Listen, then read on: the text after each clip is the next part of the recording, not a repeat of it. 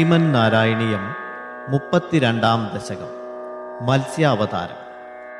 പുരാഹയഗ്രീവമഹാസുരേണ ഷഷ്ഠാന്തരാന്തോദ്യതകാണ്ഡകൽപ്പേ നിദ്രോന്മുഖബ്രഹ്മമുഖാധൃതേഷു വേദേഷ്വധിൽസ കില മത്സ്യരൂപം സത്യവ്രതസ്യ ദമിലാദിഭർത്തും നദീജലേ തർപ്പയതസ്തദാനീം കരാഞ്ജലൗ സജ്വലിതാകൃതിസ്ത്വം അദൃശ്യഥാ കശ്ചന ബാലമീനഃ ക്ഷിപ്തം ജലേ ത്വാം ചകിതം വിലോക്യ നിന്യേംബുപാത്രേണ മുനിസ്വഗേഹം സ്വൽപൈരഹോബി കലശീം ച രൂപം വാപീം സരശ്ചാനശിഷേ വിഭോത്വം യോഗപ്രഭാവദ്ഭവദാജ്ഞയൈവ നീതസ്തതസ്ത്വം മുനിനാപയോധിം പൃഷ്ടോ മുനാ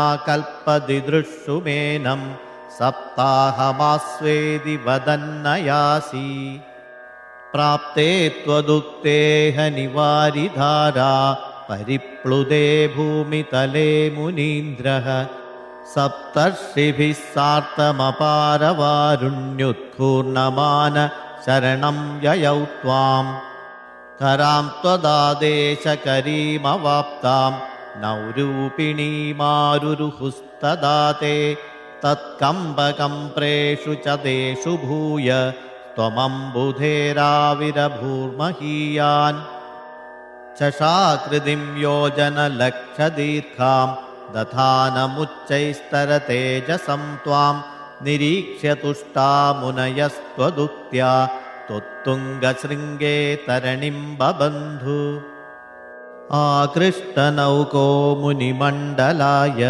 പ്രദർശയൻ വിശ്വജഗദ്വിഭാഗാൻ സംസ്തൂയമാനോ നൃവരേണ തേന ജ്ഞാനം പരം ചോപദിശന്നചാരി കൽപ്പാവധൗ സപ്തമുനീൻ പുരോവത് പ്രസ്ഥാപ്യ സത്യവ്രതഭൂമിപം തം വൈവസ്വതാഖ്യം മനുമാദധാന ക്രോധാത്ഥയഗ്രീവമഭിദ്രുതോഭൂ സ്വതുംഗശൃംഗക്ഷതവക്ഷസം തം നിപാത്യ ദൈത്യം നിഗമാൻ ഗൃഹീത്വാ വിരിഞ്ചയേ പ്രീതഹൃദേ ദദാന പ്രഭഞ്ജനാകാരപതേ പ്രപായ.